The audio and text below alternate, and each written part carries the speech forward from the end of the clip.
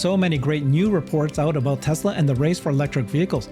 First, Tesla has shared a report that EV drivers save about 51% on gas costs compared to the typical gas car driver.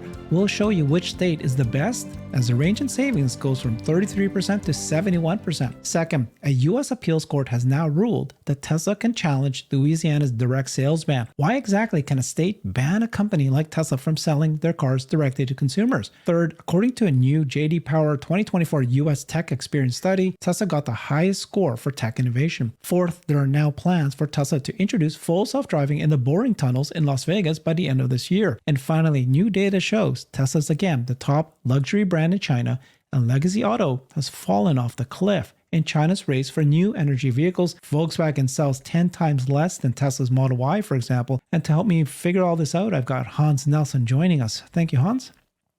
Thanks for having me, Herbert. Lots of stories here. These are all new, just came out. First, Tesla North America published this. They said, on average, EV drivers save 51% on gas costs compared to the typical ICE driver. I actually thought it's worth more than that. Savings range from 33% to 71%, depending on the state.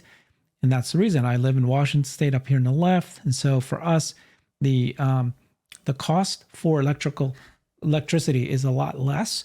And so I think that's why we have a much higher savings than the typical gas cost. But you can see in general, on average, it's 51%. Anything that's darker is 71%. And the lightest one here looks like it's up here, top right here, that's 33% savings. What do you think about this analysis? Yeah, I think it's, great for the state-by-state breakdown to have some awareness for people around, what they might have as their cost savings for vehicle purchasing. You're just thinking about the online ordering experience on Tesla. They just kind of have one number and it's for the entire country. So it's going to be that average. So having a little bit more granular data for consumers to look at, to be able to say, hey, in my area, I think that you can actually save more than that, or no, I don't think the savings are going to be quite as much. And you do have some ability in the estimator on Tesla's website to play with, what are your, how many miles do you drive in a year? And what is your electricity cost? So you can actually get this information out of Tesla's online ordering experience if you know what numbers to plug in there. And this is like a good place to have some data to pull from so that you can do that if you're interested in how much gas savings you would have. And I think that plays a major factor for a lot of people in their purchasing decisions, because it is a significant amount of money that you're saving every month. And if you're thinking about your transportation budget as just how much am I spending per month on whatever my vehicles are, and that's going to include your insurance, it's going to include your fuel, it's going to include your auto loan, then this is great data to help make a more informed decision on that front. I mean, typically you spend $100 a month, that's $1,000 savings per year, $5,000 in 5 years. That's significant. So it says here that EV drivers save an average 51% on gas costs, right? The average cost of EV charging is just $1.66 per gallon. That's $2 less than the average gasoline price. I guess the EV charging equates to $1.66 per gallon. That's what it equates to. That's the average of electricity. Washington drivers like me saves $2.70 per gallon equivalent, 64% discount because of the hydropower.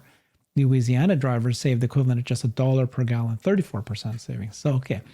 The other thing about Louisiana is they have filed the lawsuit. They've had an appeal. They had a lawsuit that banned Tesla from selling direct to consumers. Of course, it's because of their dealer network. Well, a U.S. appeals court just ruled that Tesla can now challenge that ban. In a 2-1 decision, the 5th U.S. Circuit Court of Appeals in New Orleans reversed the dismissal of Tesla's due process claim. Up to this point, Tesla has not been able to deliver the cars directly in the state of Louisiana. And Tesla has been suing the Automobile Dealers Association. And so this is the article here, can challenge it. So it's 2022, that's when they went and sued them. And so now, 2 years later, they were able to get this. So it accused various defendants of exploiting their control of the Motor Vehicle Commission, right? They basically were able to convince the network of the franchise dealers were able to convince them to ban this. It's crazy. So it's just crazy. What do you think about this? Yeah, I think a lot of people don't appreciate how powerful the auto dealership lobby is. And there are many states where the auto dealership lobbies are actually very active in getting politicians elected to the state government. And the state government is one of those areas where it's kind of an easy place to get a lot of bang for your buck on political spend, that the state governments do have a lot of influence, and the races in the state government, legislatures are usually not ones that a lot of money is spent on. And so it's kind of easy to have a lot of influence in those places. And so that's why you see places like Texas having, or Tesla having a hard time selling direct in Texas, having to do some very fun shenanigans in order to accomplish that. Other places like Louisiana, it's almost impossible. I think Oklahoma is another one that's like that. And then I think, there's other states kind of all around. And that is the one downside. Like, there's pros and cons to having state governments that control things. There are lots of different experiments that get run. And so sometimes those work out better in some instances than in other instances.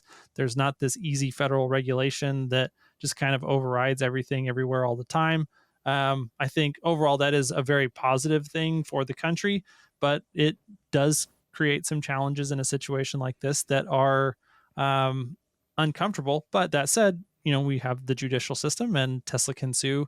And this is a positive sign that Tesla is going to potentially be able to reverse this over time. I think, ultimately, this is a problem that sorts itself out over time as Tesla just gets bigger and bigger and the consumer demand in these places rises to the level that this kind of becomes a politically unviable position for a state to hold. Somebody pointed out to me one time that the richest people on most states are actually the owners of these dealers, car Yep. owners, used car owners, new car owners.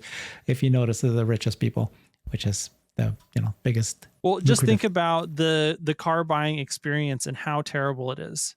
Like, the only services that you use in your life that have experiences that are that horrible are ones where government monopolies exist. It's the DMV, it's buying cars, it's your utility provider, like all of these things where competition is prohibited. That's where life really sucks. And, you forget just how bad a car buying experience can be until you do experience something like, oh, I could just like go online and I could pick what I want and I can hit order and then they can like deliver it to my house. Like, that's what the heck. And then you realize, why was it this complicated all this time? Well, it's because, people paid politicians to prevent other people from competing with them. That's why. Exactly. It's unbelievable. I can buy a Tesla car in less than 10 minutes, just going through the app, clicking through and doing everything legally. Okay. So this is Elon Musk saying nice. He's happy that finally happened, Louisiana. So another article here, Tesla in this JD Power 2024 US Tech Experience study, Tesla gains the highest points. And so JD Powers put together this study. Consumers still give Tesla high marks for overall tech innovation. So in their press release, they showed that the responses from 81,926 owners of new 2024 model year vehicles, this is all kinds of cars, automakers, after 90 days of ownership, done from July of 2020 to May 2024. So it looks pretty significant of a study, and showed that on a 1,000-point scale, Tesla was the car maker with the highest score in the US, 786 points out of 1,000. An improvement over last year's score, Tesla had 773, so they just got better. Tesla scores practically in a league of its own. The next automaker following the company was Rivian, and that 666 points. If you look at this chart here, this is 2024, this is 2023. You got Genesis as number one at 584. Then you got Lexus and so forth. It's funny why did they put Tesla, Rivian, and Polestar down here, Hans? Well, even though they acknowledge that Tesla is the best in the thing, they don't want to actually give them an award because, JD Power and Associates is a insiders club of legacy auto manufacturers. And they need something to put on all those TV ad campaigns. Right. Hyundai Genesis won, according to JD Power, the best tech experience in Right. the industry, blah, blah, blah. Oh, wait a second, asterisk, asterisk. Yeah, that's because they just magically disqualified Tesla, who actually won, from Yeah. receiving the award for, reasons. That's hilarious. That's funny. So while Tesla and Rivian ranked well, JD Power did note in its press release, Polestar did not actually receive any awards. Yeah. Tesla, Rivian, and Polestar are not being rank eligible because they do not meet some sort of study award criteria. They found a Reasons. way to reasons. All right. So that's great. The fact that Tesla's score actually improved year over year is particularly impressive considering the company's release of vehicles that shun traditional automotive controls like the Cybertruck and the new Model 3, which does not have steering wheels, no turn signals, no stalks. Okay, next study, news article, news story we're going to cover here is FSD is now in the boring tunnels in Vegas. So new tunnels coming for Vegas Loop, and apparently there's a plan for autonomous driving. It's going to come by the end of this year. New tunnels coming for Vegas Loop, autonomous driving on the horizon.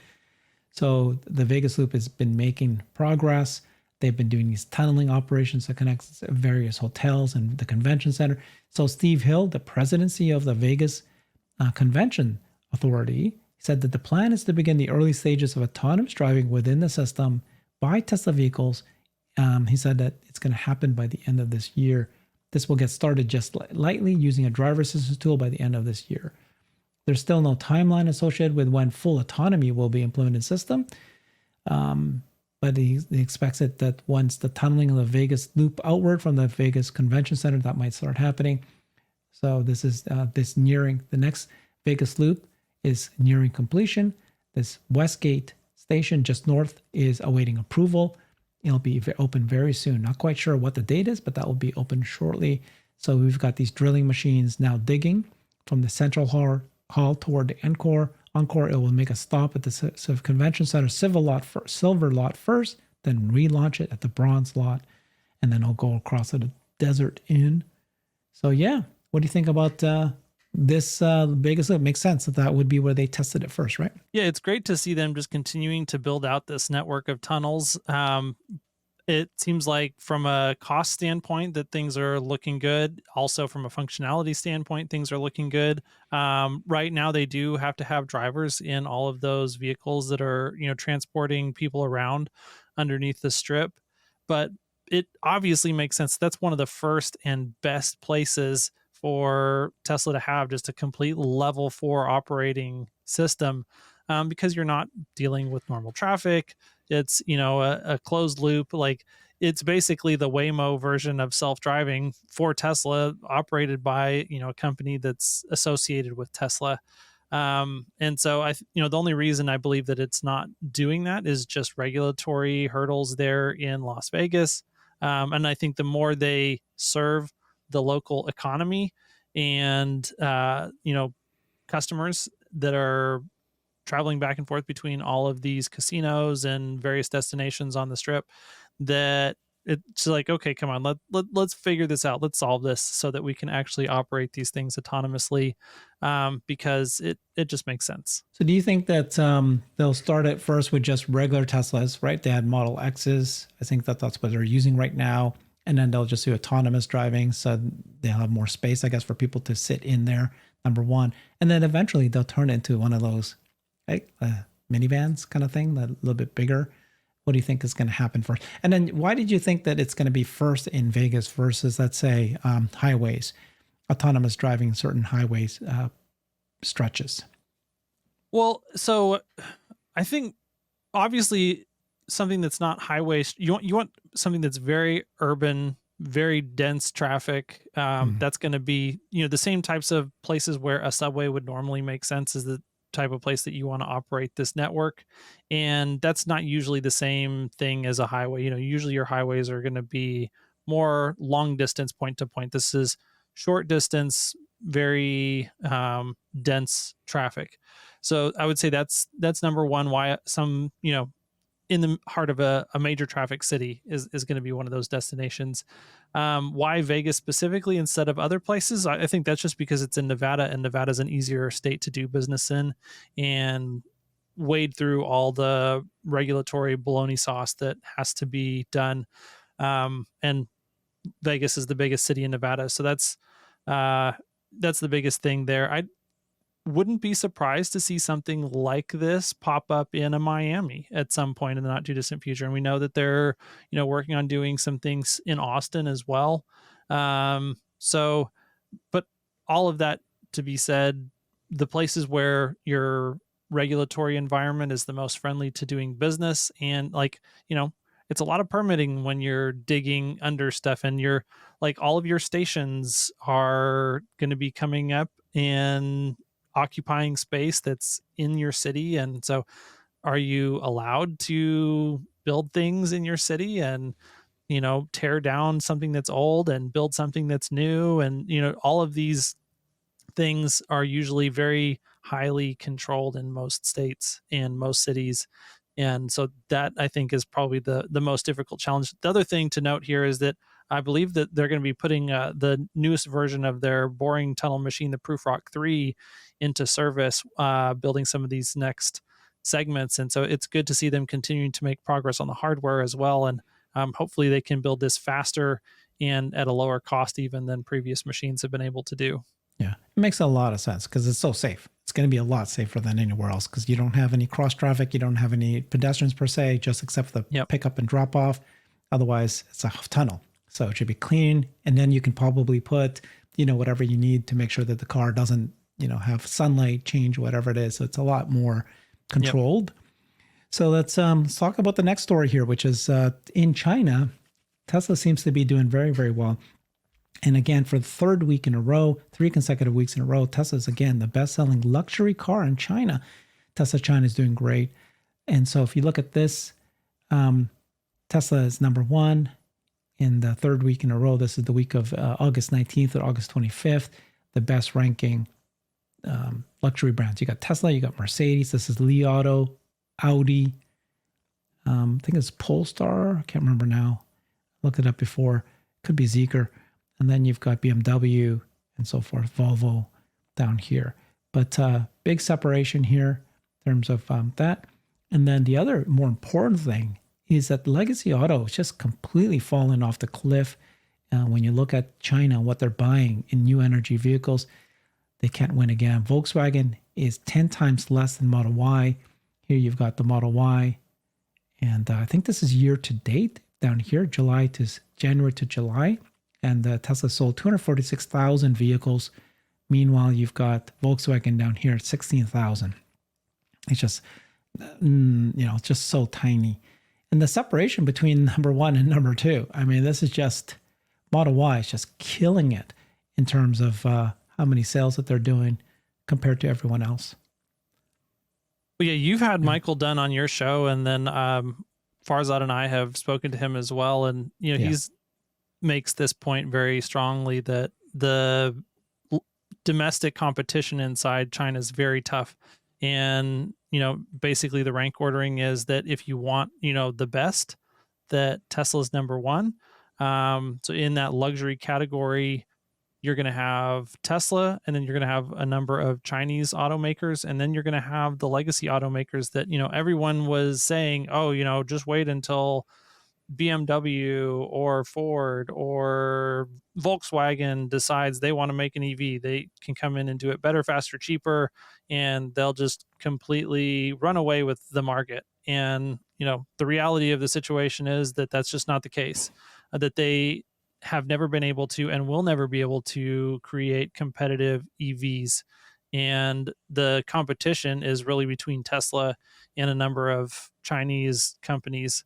And that's probably the way that it's going to shape up for many years to come. I did a show yesterday where I showed a photo of Tesla and all these other Chinese car companies. And, the photo was like 8 other car companies copying Tesla. They look exactly the same. Minimalism. And what Michael Dunn was saying, that in China, the luxury vehicle brand, the luxury cars are no longer the cars with the leather seats and the stitches and all the dials, what they consider to be luxury in China is technology, all the features. That's why you can see these car companies in China, they're competing, they're trying to outcompete each other. Look, I've got a fridge in my Tesla, my car, and they don't have fridges. They're trying to outdo each other. Like you can turn into a bed, whatever, press a button, and all these fancy things happen. And that's what's happening. So that's why these automakers and BMW and Audi, they're just falling. They're no longer going to be considered. So if they don't think that what the future consumer wants is a smart car with technology, then they might have called it wrong and think that people still want the traditional, luxury feel. Yeah, it goes back to that JD Power chart that we were looking at earlier, that the Tesla vehicles are so much further ahead than any other legacy automaker on the technology experience. And the more you use a cell phone or a tablet or any modern computer, and then you go back and you get in any one of these cars that there's business model reasons why the most fresh 2024 off the dealer lot car that you can drive home in feels like you just transported back in time 10 years.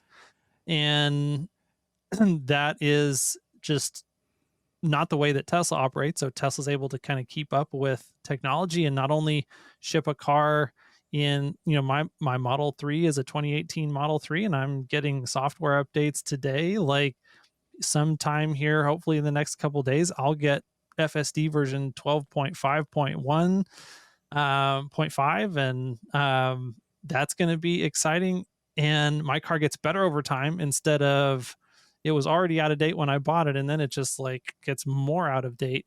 And so the Chinese automakers have actually decided, hey, you know what? If that's what people are going to want, we're going to try and compete on that front. And they're really the only ones making a major effort trying to do that. That's what they're good at, technology versus luxury per se. But yeah, it's funny that you can still buy a car today, a legacy auto car today, and you can't open the door without a physical key, remote control. You can't, it doesn't have cameras, so you can't take a look at everything that's surrounding your car. You can't remotely control it. Sometimes, some of them, of course, you can, but use an app to start the car or change the temperature. It's just simple things like this you take for granted. Just the quality of the screen in the vehicle and the way that it feels to navigate around, and just like the user experience, the UI, the UX on just the thing in the car, that in and of itself, like miles and miles apart. Let's take a look at how Tesla is doing in China. So we've been following this every week. We've been reporting this. China reports 14,000 Tesla registration for the week of August 19th to 25th. This is this week. The quarter is now 29.8% quarter over quarter. So they've really just blown past what happened in the first quarter. 10.3% versus last year's Q3. The best quarter after 8 weeks. Year to date, it's still negative 1.8% year over year. So they're catching up, but it looks like we're going to burn through what happened last year. Thank you for Paloli for sharing these beautiful charts. You can see the week of the year here, and this is 52 weeks. And the green is 2022. The yellow is 2023 of what happened last year. And now here we are in red in August. And we were just a little bit below, but basically we're going to probably surpass what happened last year soon, but definitely better than 2022. These are cumulative Tesla sales in China. But if you look at the Q3, so if you look at the purple, that's 2024 Q3. That's where we're at right now. And we're way ahead of what happened last year in yellow, which is Q3. I'm sorry, in green. Green last year was Q3 of last year. This is what happened last year in the same quarter. And we're actually doing better than all the other quarters. Q2 and Q1, of course, are traditionally slower. So 23 Q4. So normally in Q4, that's your best quarter in sales. And Q3 is already surpassing that. So it's looking like that we're going to go and beat everything here. Yeah, can we go back one slide, though, to the previous one? I like this slide just because you can clearly see the delivery wave there in that 2022 graph, the green line. Yeah. And then so in 2023, we really started to move away from that delivery wave and trying to level things out throughout the year. There's a little bit of peaking and stuff, but it's much, much more a straight line. And right now, if we can continue, I think we really started to, towards the end of 2023, begin preparations for that Model 3 Highland update. And so I think that's part of the reasoning for the slowdown at the end of the year last year. If we can just continue to plow ahead and sell at the rates that we've been selling at here for the past few, the last month and some change, then we actually have a good shot to be well above the total yearly annual sales for 2023 and 2024. And that's great for a couple of reasons. A, it's nice to be fully utilizing the capacity in Shanghai, but B, it's also a great sign that the Chinese economy is actually doing well. That I think that, we've talked about this before, but I think that sales of Teslas in China is kind of a good early warning indicator of what is the health of the overall economy in China. And that when sales have fallen in the past, usually there has been correlation with, hey, like the economy in China is not doing very well right now. And then when things kind of get back on the right setting, then things kind of level out and go back to normal. We should also mention, though, that in China, they have continued to extend the 0% financing.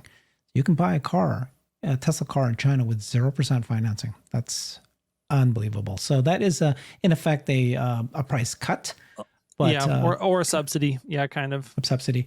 And then the other thing is, the only concern about the following quarter would be if they decide to do the Model Y. Yeah, be getting a Model Y Juniper. Yes, and that would have a major, major impact. And it's very possible that we could begin seeing those same type preparations this year.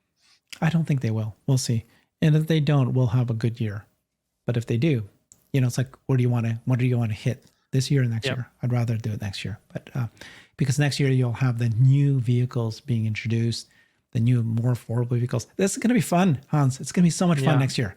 Can you imagine 1 year from now, we're going to be looking at these data and we're going to be, hopefully, cross fingers, right? We're going to see the new, instead of 2 vehicles, so we're going to have 4, hopefully, more affordable vehicles in China. We'll see what happens. Maybe even some robo-taxis. We'll see.